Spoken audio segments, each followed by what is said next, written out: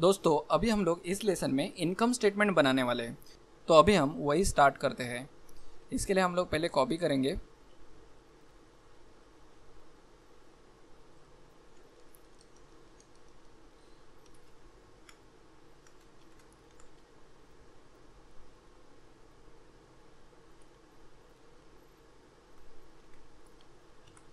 इधर हम लोग लिखेंगे इनकम स्टेटमेंट, बैलेंस शीट और कैश फ्लो।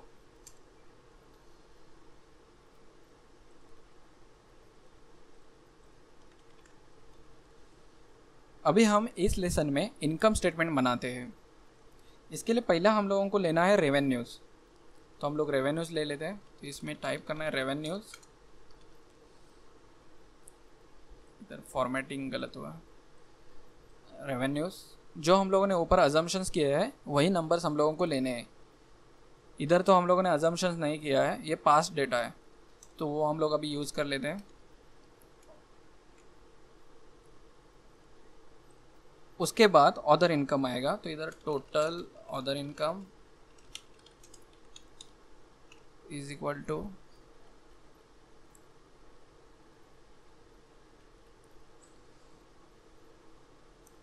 Other income.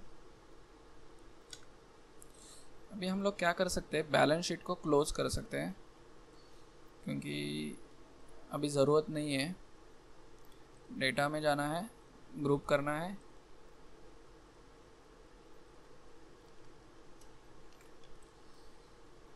इधर हम लोग लिखेंगे टोटल रेवेन्यूज़। अभी ये जो फॉर्मेट है ये हमारा फॉर्मेट है, तो जैसा हम लोग चाहे वैसा बना सकते हैं, इसमें कोई रिस्ट्रिक्शन नहीं है। तो आप भी आपकी तरफ से जब बनाएंगे तो आपको जैसा चाहिए वैसा बना सकते हैं। सिर्फ आपके इक्वेशन गलत नहीं होने चाहिए, जब आप कैलकुलेशन करोगे वो गलत नहीं होना चाहिए। इज इक्वल टू सम,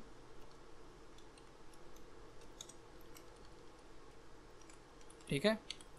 उसके बाद एक्सपेंसेस आएंगे। उससे पहले हम लोगों ने एक लाइन आइटम लिया नहीं था जो इसमें से था, अब ये बंद कर देते हैं इसको भी। क्लोज करना है, प्लस ये जो टोटल एक्सपेंसेस हम लोगों ने कंसिडर किए थे उसमें से हम लोगों ने फाइनेंस कॉस्ट और डिप्रिसिएशन अलग किया था। उससे पहले हम लोगों ने रेवेन्यूज़ भी लिया था, तो ऑपरेटिंग रेवेन्यूज़ लिया था और अदर इनकम अलग से लिया था, क्योंकि इन नंबर्स को हम लोगों को अज्यूम करना था। अभी उसमें से एक लाइन आइटम जो था वो एक्सेप्शनल आइटम्स था, इसको हम अज्यूम नहीं कर सकते क्योंकि एक्सेप्शनल आइटम्स में जो आइटम्स होते हैं वो एक्सेप्शनल है, इसके लिए वो अलग से लाइन आइटम में दिखाए जाते हैं। तो उसको हम अज्यूम ही नहीं कर सकते क्योंकि वो एक्सेप्शनल आइटम्स हैं।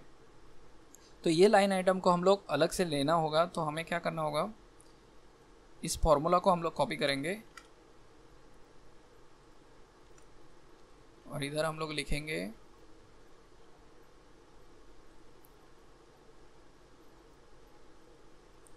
Exceptional items. इसको हम लोग कॉपी करेंगे,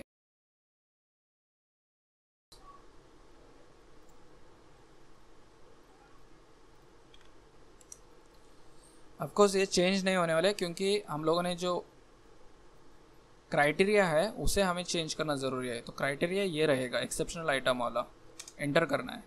तो ये जो नंबर्स है वो हमारे पास अपडेट होके आ सकते हैं। उसके बाद इधर भी सेम होगा,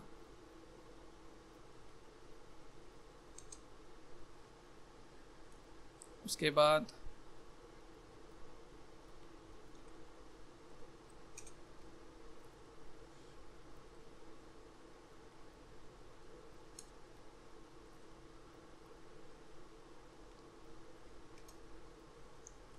ठीक है। तो ये एक्सेप्शनल आइटम है कंपनी के लिए। एक्सेप्शनल आइटम क्या होते हैं वो हम लोगों ने प्रॉफिट एंड लॉस स्टेटमेंट में देखे थे। उसके बाद टोटल एक्सपेंसेस, टोटल एक्सपेंसेस तो वो हम लोग लेके आते हैं, इधर है।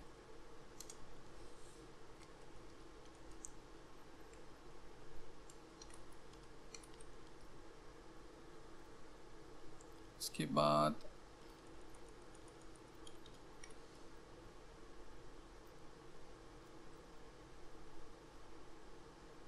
इसको हम लोग ये कलर लें,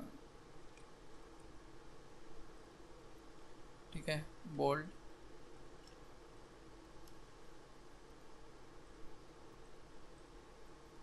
इधर आएगा EBITDA, earning before interest tax और डिप्रिसिएशन एंड अमोर्टाइजेशन, ठीक है, क्योंकि ये earning before interest tax depreciation and amortisation है। तो ये सारे नंबर्स हम लोग इधर लेके आते हैं। इज इक्वल टू इन तीनों लाइन आइटम को, इन दोनों लाइन आइटम को प्लस करना है ब्रैकेट में,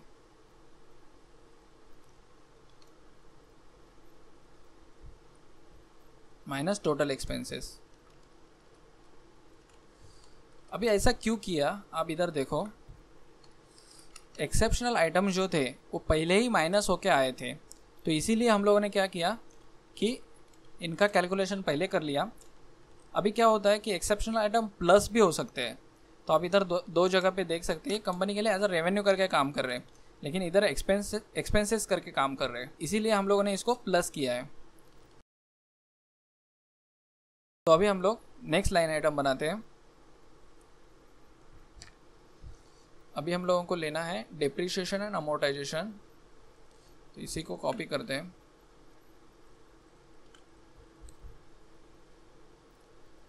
इसके बाद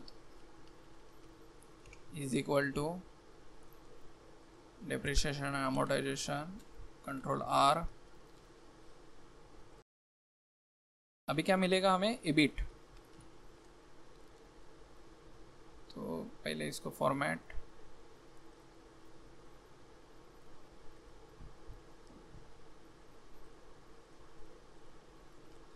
EBT।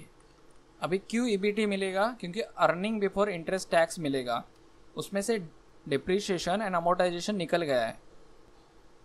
ऊपर डिप्रिसिएशन एंड अमोर्टाइजेशन एक्सपेंसेस था, इसमें depreciation and amortisation expense minus हुआ है, इसके लिए EBT बचा। तो अभी is equal to minus DNA, ठीक है। अभी हम लोग next line item finance cost लेंगे। फाइनेंस कॉस्ट मतलब क्या होता है, इंटरेस्ट, इज इक्वल टू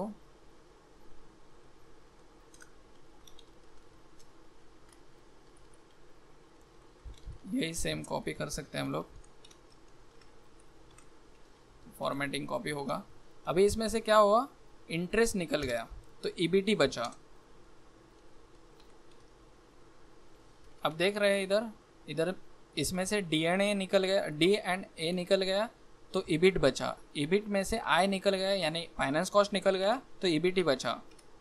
तो अभी हम लोग क्या कर सकते हैं, इसको माइनस कर चुके हैं, तो कोई इशू नहीं है।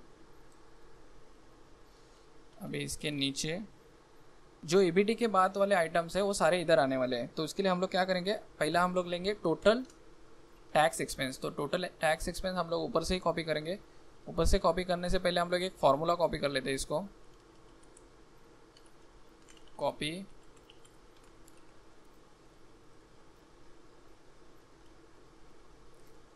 Total tax expenses.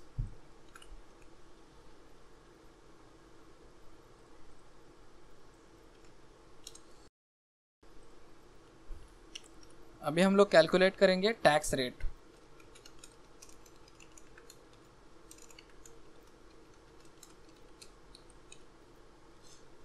उसके लिए क्या करना है, is equal to total tax लेना है और जो EBT आया है उसको लेना है,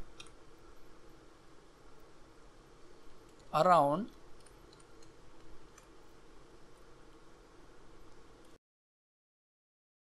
अराउंड 21% टैक्स जा रहा है, उसके बाद 35%, 39%, 7.7 और इधर माइनस, यानी कि इधर इनकम आया है कंपनी को, सॉरी इधर प्लस में है, ये इधर इनकम आया है कंपनी को और इधर माइनस में है, इधर टैक्स लग रहा है, ठीक है। तो बाद में देखते हैं। अभी माइनॉरिटी इंटरेस्ट है वो भी हम लोग कॉपी करते हैं, और एक लाइन आइटम बचेगा हमारा माइनॉरिटी इंटरेस्ट।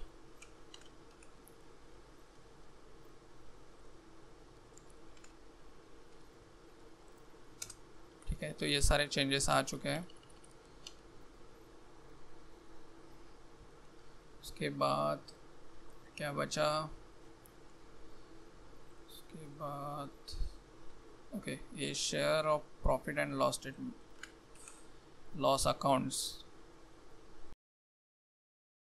ये share of profit loss of associates, जो एसोसिएट्स कंपनीज है उनके साथ जो कंपनी बिजनेस करती है तो उनका अकाउंट इधर आ रहा है। तो कंपनी अराउंड उसमें प्रॉफिट ही कर रही है, सिर्फ 2020 में 1000 करोड़ का लॉस हुआ है, उससे पहले प्रॉफिट ही हो रहा था। अभी हम लोग नेट इनकम निकाल लेते हैं। Net income is equal to, bracket में जाना है, share of profit loss, minority interest और ईबीटी, ये तीनों प्लस करना है, माइनस क्या करना है, टोटल टैक्स। तो अभी ये अमाउंट आ चुकी है। तो अराउंड 2020 में कंपनी -12,000 करोड़ का लॉस कर रही है। अभी हम लोग क्या करते हैं, इसको फॉर्मेटिंग करके लेते हैं।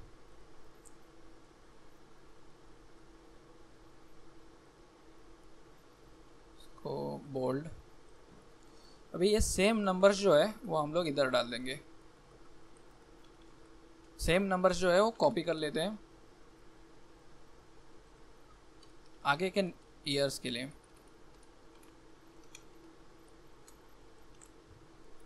ठीक है, तो आप इधर देख सकते हैं टैक्स एक्सपेंस नहीं आया। अभी हम लोगों ने इन नंबर्स को अज्यूम नहीं किया है, तो इन नंबर्स को हमें चेंज करना होगा। तो टोटल टैक्स एक्सपेंस रहेगा वो हमेशा हम लोग जो हाईएस्ट नंबर रहेगा वही यूज़ करेंगे, या फिर नियर बाय नंबर हम लोग यूज़ करेंगे। तो इस केस में 35% है, 35% तक टैक्स दे चुकी है कंपनी। ये इधर 40% तक गया था, लेकिन इधर हम लोग नंबर्स अलग दिख रहे हैं, तो हम लोग क्या करेंगे 35% यूज़ करेंगे इधर।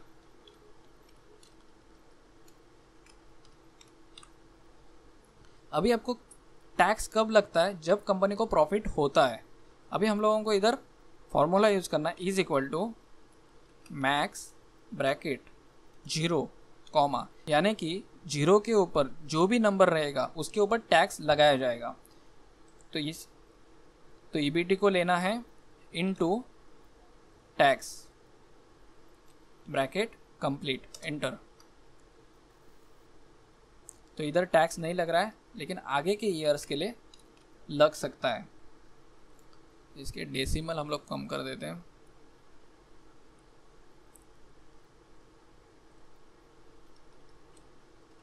F4। उसके बाद माइनॉरिटी इंटरेस्ट जो लास्ट ईयर का था वही कंटिन्यू करेंगे।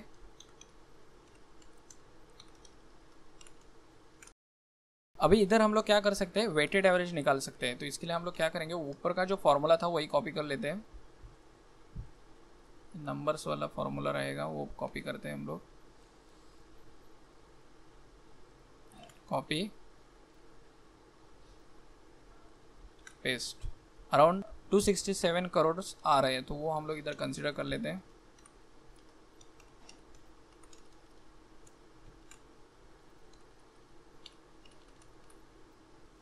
तो अभी तक हम लोगों ने इनकम स्टेटमेंट बनाई है। अभी हम लोग उसको चेक भी करते हैं कि वो सही है कि गलत है। तो इसके लिए हम लोगों को ये नंबर्स चेक करने होंगे। तो इधर आपको चेक करके लिखना है। नेट इनकम जो रहेगा वो हमेशा चेक करना ज़रूरी है कि आपने जो कैलकुलेट किया है और जो कंपनी का नेट इनकम है वो सही आ रहा है कि गलत आ रहा है। क्योंकि हम लोगों ने ऑलमोस्ट सारे नंबर्स लिए हैं, लेकिन अगर वो गलत है तो चेक करना ज़रूरी है, क्योंकि पास्ट डेटा अगर गलत निकल गया तो फ्यूचर का डेटा गलत आएगा। तो हम लोग क्या कर सकते हैं, is equal to net income minus, अभी ये 2016 का है तो हमें राइट साइड में देखना होगा, consolidated profit loss after MI and associates. तो ये लेना है हमें, क्योंकि माइनॉरिटी इंटरेस्ट एंड एसोसिएट्स का भी प्रॉफिट उसमें आना ज़रूरी है। तो ये आया, एंटर, कंट्रोल आर। तो हमें इधर ई लेना है, कंट्रोल आर, इधर हमें डी लेना है, कंट्रोल आर, इधर हमें सी लेना है, कंट्रोल आर, बी लेना है। तो ये चेक हुआ है, कि हम लोगों ने जो इनकम स्टेटमेंट बनाई है वो मैच कर रही है जो हम लोगों ने डेटा लिया है उसके साथ। उसके बाद और एक लाइन आइटम है वो हमें अभी ऐड करके रखनी है सिर्फ, वो है इक्विटी शेयर डिविडेंड। तो उसके लिए हम लोग क्या करेंगे, इसी को कॉपी कर लेते हैं।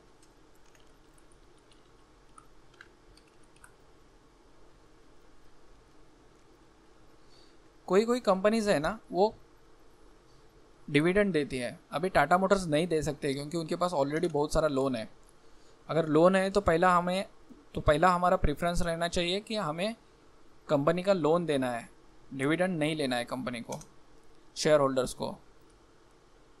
तो इधर आप देख सकते हैं अराउंड 73 करोड़ का डिविडेंड 2017 में दिया था, लेकिन कंपनी ऑलमोस्ट डिविडेंड नहीं दे रही है। अगर कंपनी के पास लोन है तो कंपनी ने डिविडेंड नहीं देना चाहिए, नॉर्मल प्रैक्टिस की जाती है। कुछ कंपनी लोन होने के बावजूद डिविडेंड देती है और बाद में उनके पास बहुत ज़्यादा लोन हो जाता है और बहुत सारी कंपनी उसके बाद लॉस भी करती है। तो डिविडेंड तभी देना चाहिए जब कंपनी के पास रिजर्व में पैसे बहुत सारे हैं। अभी डिविडेंड, फ्यूचर का जो डिविडेंड है वो हम अज्यूम कर सकते हैं, लेकिन हम लोग अभी नहीं करेंगे क्योंकि टाटा मोटर्स के केस में तो डिविडेंड है ही नहीं। अभी हम लोगों ने इनकम स्टेटमेंट बनाई है, तो अभी हम नेक्स्ट लेसन में मिलते हैं।